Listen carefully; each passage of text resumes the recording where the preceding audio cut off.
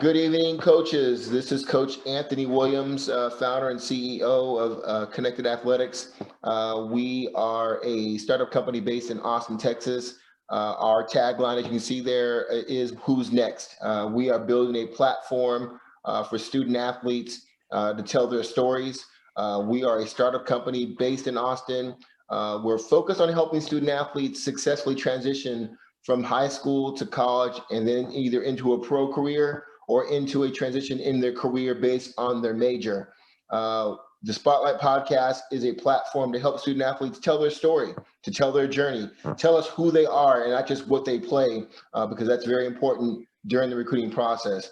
We've got another exciting prospect on the podcast with us tonight. Sean Mooney II is a class of 21 quarterback out of Waco High School up in the Waco area. He's a big guy now, 6'3", 225, so he's got good size. Got an even better GPA, 3.97 GPA, and you can see there, National Honor Society check, Phi Theta Kappa Honor Society check, academic and athletic letterman. I mean, this kid is your consummate student athlete. Sean, how you doing this evening? I'm doing great. How about yourself? And I'm doing great. I'm excited what I see. I love the size. I love the GPA. I love the academic and athletic awards. I'm ready to hear your story. Let's jump right in here. Let's talk a little bit about your academics. You know, the first thing college coaches, former college coaches myself, we want to find out is, what importance do you put on your academics? I put a lot into it. I've set the bar for myself to try to do the best that I can. I try to make all A's. It's a lot of studying that goes into it. After practice, you get out at 8 o'clock some nights. You have to come back and at least get an hour of studying in, especially on weeks when you have tests and constant quizzes. With virtual learning, it's a little bit different because the workload has increased because of due to technology. It makes it a little bit easier and more organized than what it would be with papers and in school, Yeah. So it's a lot that goes into it. Okay. Well, tell us, what are some of your favorite subjects? What are some of your favorite classes that drive that strong GPA that you have? I'm a numbers guy, man. I'm a numbers guy. I like math. Calculus isn't my favorite because, they have limits and all of that. And there's a lot of stuff that goes into it. But geometry and algebra, that's the stuff that I'm into. That's what really gets me rolling. Okay. Well, obviously you as a current student athlete, me as a former student athlete, there's always a teacher, a coach, a tutor, a counselor that has helped us keep our academics on point. Is there somebody from high school, middle school, or elementary school that you want to shout out that's helped you with your high academics? Yes, sir. My sixth grade English teacher, Mr. Ross, he got me into reading. Reading used to be my least favorite subject. It's not that I couldn't read or anything, but I just didn't like to. And he got me into reading, and that's how I'm able to keep my grades that I do in the English class today. There's a seventh grade history teacher, Mr. Davis. He taught in such an abstract way that I've never seen a teacher teach in before. He had little individual posters for different time periods. So whereas, for example, the battle of, there's many battles like early 1700s and 1800s and all that. He had a poster for every individual thing, like the Battle of Lexington, and it goes on, and different rules and stuff like that. I have a lot of really good high school teachers. It's hard to choose between those. I had some pretty good math teachers, starting with Mr. Chapman in freshman year geometry.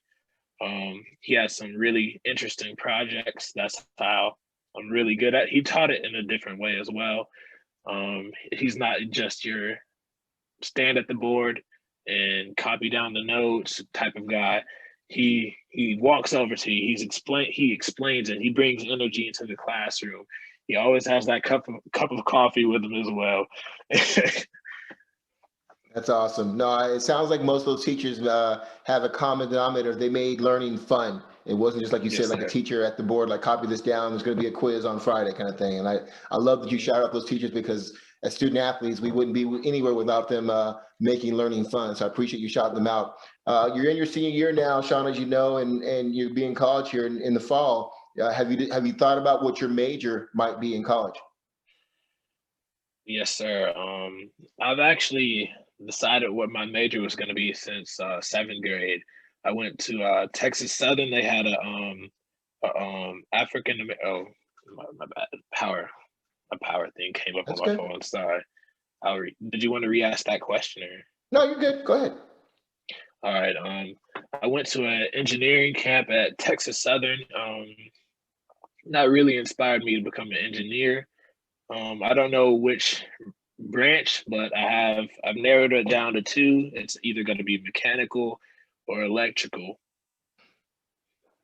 I can tell you I'm smiling right now because that's exactly what I am. I started as an architect. I wanted to be an architectural engineer. Then I moved to mechanical, and then I ended up getting my degree in electrical, and I'm now an engineer and then working in sales and marketing for a high-tech company based in Silicon Valley. I love hearing football players that want to be engineers because it's such a great discipline. You can design. There's so many things you can do. So I know you will be successful at whatever one you decide to choose. That's awesome to hear.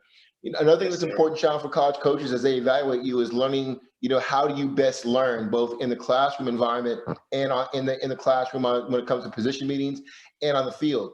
Tell these coaches, are you more of a verbal learning style, visual, or hands-on? Well, learning style just depends on the type of environment you're in. For example, the classroom, most teachers, they are the whiteboard teachers. They go up there, you copy down the notes. If you need help, raise your hand, ask questions, and all that. So I am a visual and auditory learner when it comes to the classroom. But when it comes to sports wise, I'm hands on. You have to be able to touch and do what you got to do. It's hard to watch someone do what they have done for long periods of time and just go out there and do it at the same level that they do it. It's like me trying to copy a Patrick Mahomes throw and he's throwing off of his back foot Mm-hmm. 80-yard bomb, and that's my first time doing it. And I just watch a video. I'm not going to go out there and do that on my first try. It takes time and practice, and you have to do it yourself. Yeah, no, absolutely makes sense. Another thing that's important is, eventually we're in this COVID-19 environment, as you know, and coaches will eventually be able to get on campus and come and visit you, and eventually you'll be able to get on the college campus. But Yes, until sir. that happens, let's say a college coach comes by and views you in one of your classroom settings. What kind of student, what kind of biolanguage do you have in your class, in one of your classes? What are they going to see? I always sit at the front of the class. Uh, that's my target spot to sit at. I always try to sit at the front of the class. A couple times I've been asked to move because I am a rather taller guy, so I sit somewhere in the middle if asked to. But I sit at the front of the class. You'll never see me slouched over or hanging out the bottom of my desk extra. You'll always see me standing up, well, sitting up straight, very engaged in class, listening to everything, jot down all the notes, even though they say minimize what you write. I'm writing down every single thing so I can go back and feel like I'm in class when I'm at home, and I can remember small parts of their lectures when they've explained it to me at home. So Okay, sounds good. I like that a lot. Tell me, let's switch over. Let's learn about you, a little more about you personally. Tell us about your family, mom and or dad, siblings. Are you the oldest? Are you the baby? Are you in the middle? Tell us a little bit about the Mooney family. we're a house of athletes. My mom played basketball. My dad played basketball. My brother, he's a hybrid like me, you could say. He started off playing basketball. He has the footy, I mean not the footy, but the body of a football player, but he enjoys basketball more. And I played both. I started off basketball, but I have the body of a football player, and I like football more. I'm about to become an uncle pretty soon this month, Nice. so that's something new. So it sounds like family is important to you, and you come from a family of athletes, which college coaches love. I mean, tell us, Yes, are sir. you the youngest or are you the oldest as far as siblings? I am the baby. Baby of the family. So what is that like to have older siblings telling you what to do and how to do it, and what have you learned from watching them over the years? Uh, my older brother, he endured a lot. I learned to keep pushing, to keep driving. Nobody defines who you are. You define who you are. Yeah, He's faced a lot of adversity, and he helps me get through it. yeah. Well, So the Sean, same. with your GPA 3.97, I mentioned it again. In practice, in games, time management is really important for a student Yes, sir. athlete. But tell us, when you do have some free time, what are some of your other interests? What are some of your hobbies? What do you like to do when you've got some free time? I like to take care of my body. I do Epsom soaks. I ice baths occasionally. I'm not an ice bath guy. I'll get an ice pack before an ice bath. I like to play video games. I listen to music. I like to play computer games as well, especially Scrap Mechanic. I don't know if you know what that is, but Hmm. it's an engineering game, kind of, sort of speak. And yeah, other than that, I like to rest, just rest. Sean, I've been around football for almost 30 years. I've helped a lot of student athletes. I know a lot of them would kill to have a GPA like yours, 3.97.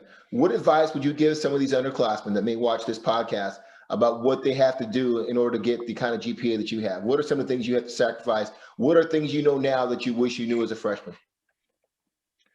Um, those long nights when you're on the game, some of that time is gonna have to disappear. You're gonna have to study.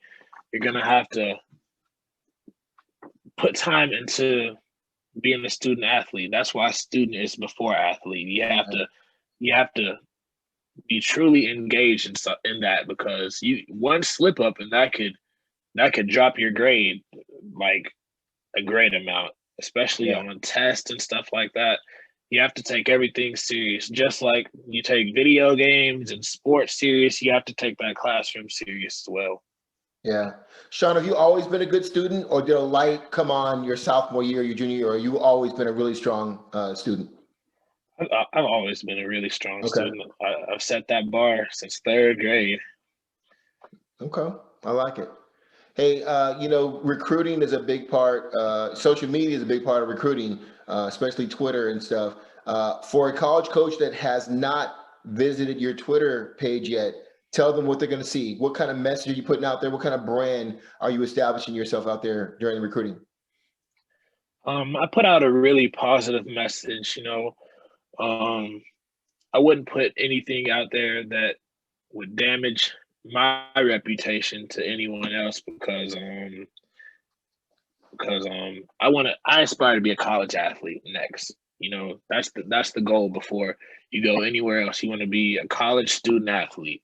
I wouldn't put anything that could ruin that opportunity. So what you're gonna see a workout video. You're gonna see some highlights of every game. You're gonna see positive quotes from athletes, RD3, Cam Newton, Deshaun Watson. You're gonna see stuff from me and them. If I went to an exciting game, basketball or anybody's football game when we had a bye, you're gonna see it. If I've had a great time somewhere, you're gonna see it. So it's really positive. I like it. No, that's exactly what it should be. Hey, let me ask you, what is your all-time favorite football movie? I'm not a big movie guy. I've seen Remember the Titans and all that. I watched that a lot freshman year. I don't really remember what happens, but uh, my favorite football show currently is All American. Yeah. Okay. Yeah. Good Yes, stuff. sir. What's your favorite food? I love some soul food.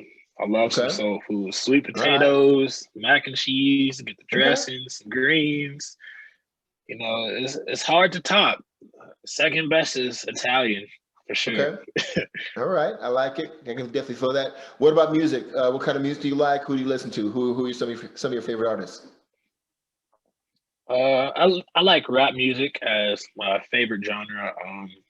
I will listen to anything if someone has it on, but rap is preferred. Um, I like Joyner Lucas, Lil Baby, and then the list continues. Yeah. Okay. Tell us, I call this my dream scenario question, Sean. Let's say you have a great 4 years at whatever college you end up attending, and you find yourself in New York City for the NFL draft. Who is sitting with you at your table, waiting for the commissioner to call your name? Oh, it'll be my mom, my dad, and my brother. Does that four include me or exclude me? Exclude you. Got one more. All right, then my agent is going to be there. Okay. All right. I see how you're going there. As student athletes, we love playing in front of big crowds, the community, fans coming and watching us play. But giving back to your community is also important too. Look in the camera and tell these coaches, what are you doing to give back to the Waco community? As of this year, I couldn't do anything due to COVID like I wanted to. But in the past, I've started a reading program for second graders with the Second and Seven Foundations my sophomore year. And what they basically did was they sent in free books to a school's library, a feeder school for the middle schools and all that. They sent in free books, and we would go there every game day and read to them every game day. And I did the HEB Feast for Families on Thanksgiving and stuff like that. And I think they had one Christmas around that time too. Um, I did the Special Olympics. Okay. I did the long jump. We're tallying the scores, raking out the sand, making sure it was all nice and smooth for the next competitor to go. Mm-hmm. And I've done some more things. That's But good, man. That's a good list. You are definitely yes, in sir. active in giving back. I like that a lot. This is one of my favorite questions I love doing our interviews because it shows that football will eventually come to an end one day. But Sean, what do you want your life to look like once football's over, whenever that is, whether it's after a 10-year career in the NFL or it's after college? What is your life going to look like personally and professionally once football's over? Um, I plan on graduating with my degree in engineering of either mechanical or electrical, as I stated earlier. Um, if my career ends after college, I'll just go into that career that I've been going to school for 4 years. But after a 10-year career in the NFL, you would have basically lifetime savings stacked up. You wouldn't have to work anywhere. So I would come back to my city and give back to the kids here. I like it. I live in a medium, smallish size city. It gets bigger if you count the outskirt cities that we count Mm-hmm. with our city. But I would bring some amusement parks and stuff like that, some arcades, because we don't have a lot of that stuff here. Most of the stuff we have here is you have about 4 to 5 different movie locations. We have one amusement park, which really is older. It's a lot older. It's a lot older than what you see when you go to Dallas. You have what is it, Speed Zone and stuff like that. You Mm-hmm. have Austin's Park. It's way under their level. We have Hawaiian Falls. Bring some more water parks here. I just want to bring some entertainment here for kids so they Yeah. can enjoy their childhoods. No, I love that. We've all been through Waco and we all know people make jokes about Waco, but I love the fact you want to come back and kind of put them on the map and bring more entertainment and more things that are fun for kids and families. I love hearing that. It's the first time I've ever heard that from a student athlete. Hey, as we finish up here, let's switch over to recruiting right now. Yes, sir. Tell these coaches, how would your teammates describe you as a teammate? What would they say about you? I'm a leader. I like to lead by example. I wouldn't do anything myself that I wouldn't want to see my teammates doing. Mhm. Um, I'm a very positive guy. I uplift everybody. Everybody's equal. Underclassmen, normally they have rules with underclassmen, like they can't come in the varsity locker rooms and stuff like that. But everybody's equal. They're all gonna get to that point eventually. You might as well treat them how they are, what they're gonna be in the future. But yeah, I'm a very positive guy, uplifting. I don't talk the most. I'm a pretty quiet guy when I'm just in a normal room setting. I don't talk too much. I mean, I will talk, but other than that, I'm just an overall positive guy. I've said Okay. that word like 3 times. Let me redo Yeah, that. no, that's fine. You obviously I you're said, playing a position of leadership in itself. People say quarterbacks get too much credit when the team wins and too much blame when a team loses. How do you handle the roller coaster life and the criticism of playing in that position? How do you deal with it? you just have to stay cool, calm, and collected. The 3 C's. You know, I've been through a lot of times where, like games, I get a lot of blame, but that's just part of the position. You get the spotlight when you do good. You get the blame when you do bad, when the team loses and stuff like that. I try to keep a chip on my shoulder. I don't listen to people's opinions, but I do listen to their opinions because Hmm. people's opinions can help you, even if they're not going to sugarcoat it for you. For Hmm. example, you just have to have a really tough skin. Yeah. Um, it's not like they're just gonna tell you what you want to hear because that's what you want to hear. No, that's just not how it is. That's not how life works. You just have to have tough skin. Yeah.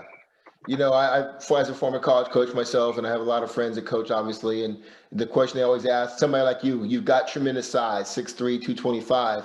Tell these coaches why quarterback. You could have played receiver, you could have played tight end, you could have played safety, maybe linebacker. Why did you choose? What is it about the quarterback position that you said I want to be that guy? And when I was younger, I watched a lot of Cam Newton, Auburn, Cam Hmm. Newton. And I wanted to be like Cam, man. I wanted to be like Cam. Used to see him do his little Superman thing, Hmm. the little S, and that caught my eye. And Pee Wee, I just fell in starting at like 4th grade, 5th grade. I started falling in love with that position, Hmm. quarterback. Okay, I like it. Great story. Tell us, as a quarterback right now in your senior year and finishing up here, what do you consider your strengths, and what are some of the things you were working on this year? I have a really strong arm. I can make a lot of throws. I'm really accurate. Um, I throw on the run pretty well. Um, I have good pocket presence. I don't have happy feet. I don't try to run the ball as soon as. I like to try to stay in the pocket and get the ball off. If I can't, I'll escape to the sides and find somewhere to go.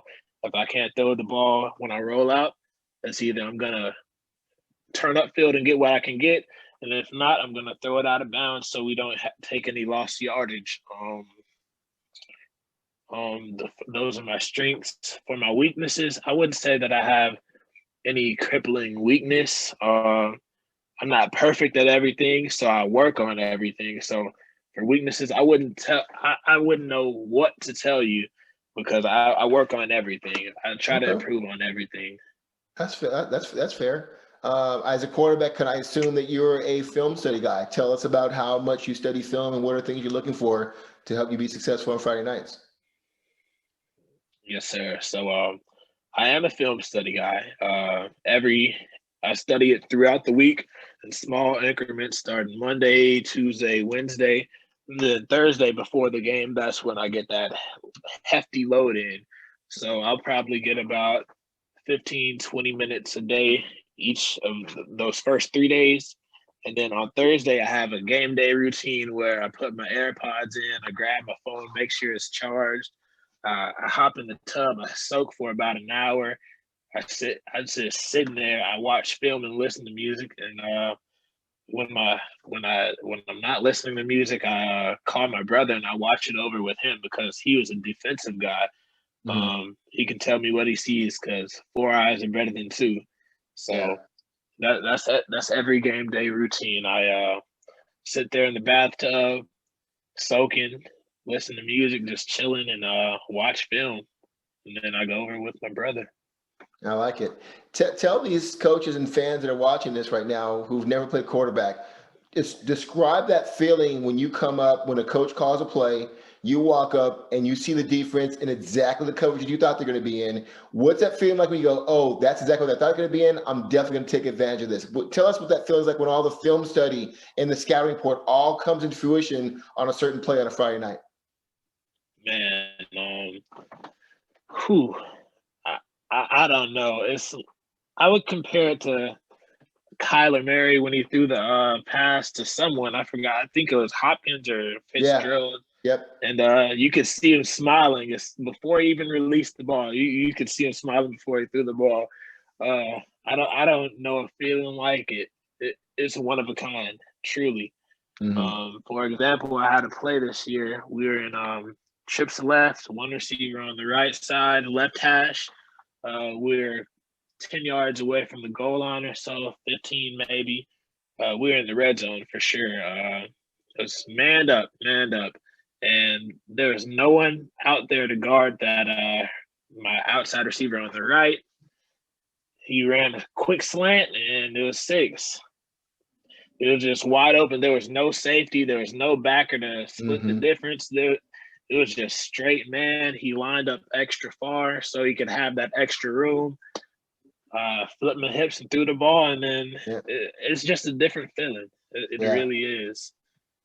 Well, so let's continue that talk real quick. Talk about as a quarterback, throwing the ball in the tight windows and throwing the ball like in the example you just gave, where it's a wide open window. Tell the coach a little bit about your feelings on each of those throws. I mean, what is it like to know, man, I got to thread the needle on this throw, or you know what, based on this formation, hey, this guy's gonna be wide open. I just got to make sure I don't screw up the pass. Talk to us a little bit about that experience as a quarterback. I'm a big angles guy, so when I try to throw the ball, I look at my defender's angle of the receiver that I'm throwing the ball to. So, for example, if I see that the corner's playing inside and my inside at the back behind him, of course, I'm not going to throw it back shoulder. I'm going to throw it to his outside shoulder over the top to where he can't reach it. And if my receiver can't reach it, it's going to go out of bounds. For example, on a fade route. I had a play this year where I had to thread the needle. I was getting rushed from the left side. I rolled out. I had to throw the ball off my back foot because a backer came off the edge to the right. So he ran a corner route, actually, and I had to throw the ball off my back foot. He didn't catch the ball, but I fit it between 2 people. There's a corner that he burnt. Well, a corner that he burnt and a safety over the top, and I fit it right there. So great feeling, huh? Yeah. Yes, sir. Absolutely. Hey, let's finish up. Obviously, the $1 million question, how's recruiting going? Who have you heard from? Who do you want to hear from? What's been your recruiting experience so far? My recruiting experience, I've had one offer. I've been to a couple virtual tours and stuff like that, and I keep some contact with coaches on Twitter and stuff like that. But other than that's about it. I have that one offer, and I just keep contact with some. Okay. Well, hopefully them seeing you in this video, this interview is going to change that, because obviously you've got great size. You talk about your arm strength. You've got the great academics. You're smart. You got a high football IQ. I can tell. I watched your video. You know how to make plays. You understand the game. I think you're going to see a lot more attention here as we come out of this COVID-19 environment and coaches get to see your huddle video and this interview, because you've been very impressive, man. Hey, I want to thank you for coming on the podcast. If you ever need any assistance, let me know. We're all about helping student athletes be successful. Recruiting, I know it's late now, but hey, because of the environment we're in now, I tell you, I still hear from coaches each week who are still looking for quarterbacks in this class, looking for D linemen, looking for DBs. And so be positive, trust the process, and you will end up exactly where you need to be to get the best education and the best athletic experience, man. I appreciate you, Sean. Yes, sir. Thank you for having me. All right. Have a good night. You too.